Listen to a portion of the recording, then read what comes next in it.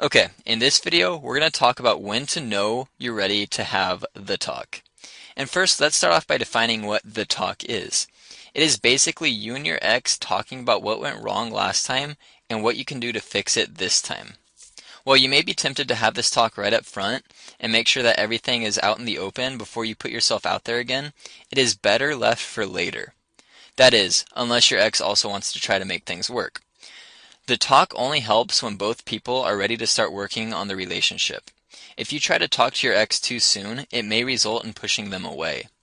The talk is a pretty serious step, signaling that things are taking a turn for serious again. After all, who wants to work on a relationship that is only going to last a couple weeks? Your situation is unique, and if you feel like you need to have the talk immediately, then go for it. This may be the case for any number of reasons.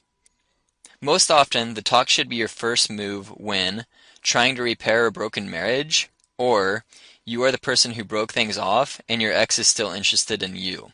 If these two circumstances do not apply to you, then save the talk for later in the relationship. You will know when you're ready to have the talk when things start getting serious.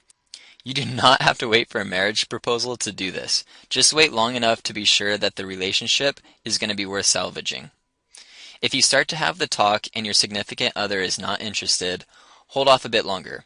This is especially true if you're planning on introducing a lot of new things that your significant other needs to work on in the relationship.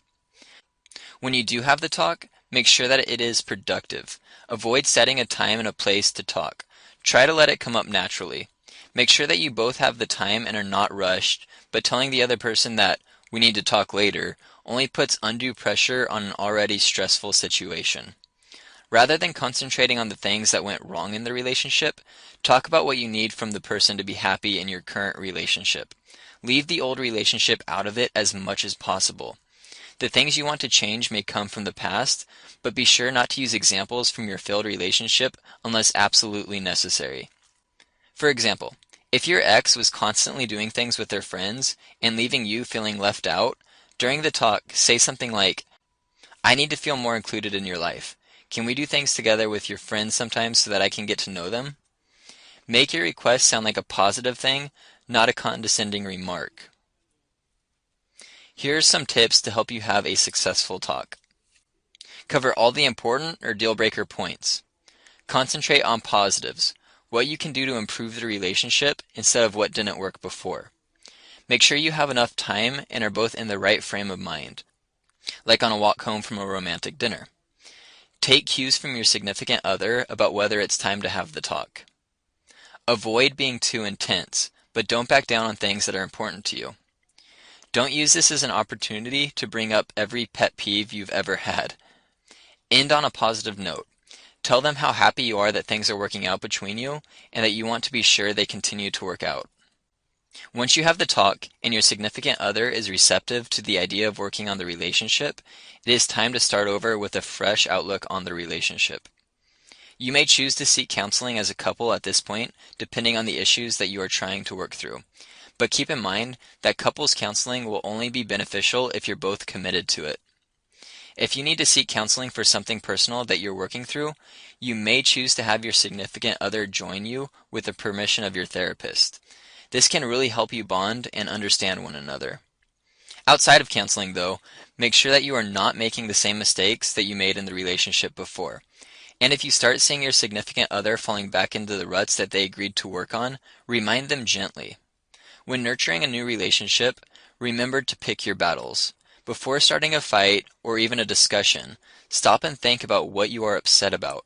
Is it really worth possibly losing this person over? By taking a few minutes to evaluate the situation objectively, you will take anger out of the game and make it much easier to resolve issues, if there's an issue to resolve at all. Sometimes your pet peeves are not things the other person needs to stop doing, but things you need to learn to live with. As often as possible, relive the good times with your significant other. Whether they are good things from this round or the relationship before, be sure to remember the things that brought you close together. Look at pictures, watch home movies, visit special places, or just reminisce together often. This will give you a stronger relationship by helping you focus on the positives. Also, when starting over, establish new routines and habits for the relationship. Be creative and go out of your way to do sweet things for your significant other. Be thoughtful. If your loved one had a bad day, offer to take care of dinner and give a post-meal foot massage. If your significant other's car is out of gas, fill it up for them while they are in the shower to surprise them. There are a million different ways that you can establish good habits in this new relationship. Try to do something every day to show, not tell, the person you love how much you care about them. You should, of course, tell them how much you love them every chance you get, too.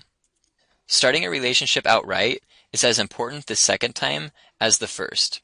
If you truly want to have a meaningful, fulfilling relationship, do everything that you possibly can do to make the relationship succeed.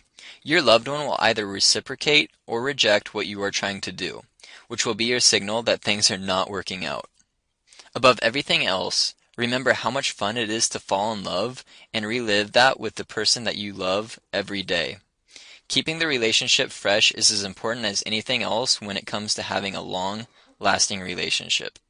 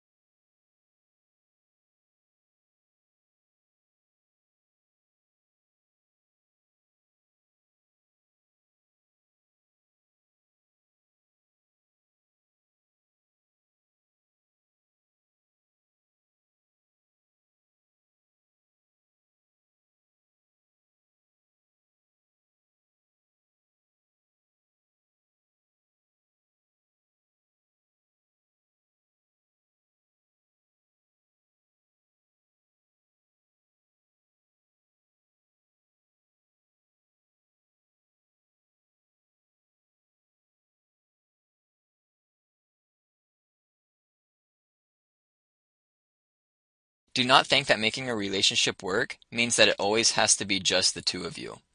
Work on incorporating each other into your lives. If there is something that you and your friends always do together, invite your ex along.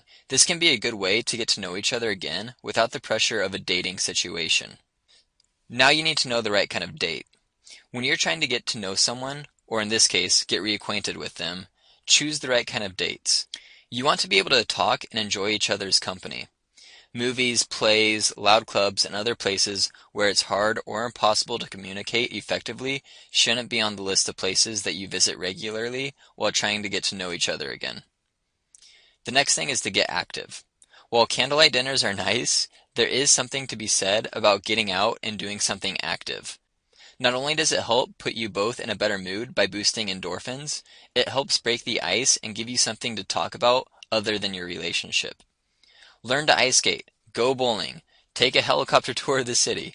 Whatever gets you out of the house and doing something together will help both of you feel more comfortable in the early days of rekindling the relationship. But be sure not to break the right kind of date rule too often. After all, there is only so much catching up that you can do while skiing. The next thing you need to learn is to keep it short and sweet. Keep things short and sweet in the first few days of your new relationship.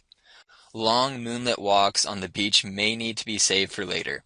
Avoid getting too serious too fast, which might scare away your ex before you have the chance to show them the new, improved you. Short dinner dates, drinks after work, a stroll through the park, anything that you can do in an hour or less is a good date for the first few times that you and your ex are alone together. The longer you spend together, the more likely you are to fall into your old habits, which is what we are trying to avoid. Keeping things simple in the beginning will give you a new foundation to build on. Daytime dates. Nighttime dates are associated with serious relationship and romance. So try out daytime activities together to ease your way back into the relationship. Whether you meet up for lunch or rollerblading, do it during the daylight hours. This will give you the opportunity to spend time together without feeling obligated to make things romantic. After you are getting comfortable with each other again and are ready for a more romantic setting, you can graduate back to nighttime dates. Keep them wanting more. The more you give someone, whether it's emotional, physical, or psychological, the less they want. Be sure to always keep your ex wanting more. To do this, end dates or time that you spend together before expected. Now, I'm not saying to leave them sitting at the dinner table to finish alone, but do not linger longer than necessary. Always have somewhere that you need to be. A work meeting, bed to get rest for an early morning, walking the dog, whatever it may be. And be sure that your ex knows they are not invited to join you for this. Leaving them wanting more will put you in a great position in the relationship. Without playing too hard to get, keep the ball in your court by controlling the length of your dates. This will drive your ex crazy in a good way. Make sure that while getting to know your ex again and following these tips, you are completely honest. Do not go overboard and tell them that you changed all these things about yourself for them, but tell them some of the things that you have done to improve yourself. Tell them about your new gym membership or your ritual of going out for drinks with your friends every Tuesday night. Whatever you have been doing to get your ex's attention, now is the time to talk about it. By keeping things simple and light, you will set up groundwork for a good relationship. Do not try to start out where you left off. Treat this like a completely new relationship with a completely new person.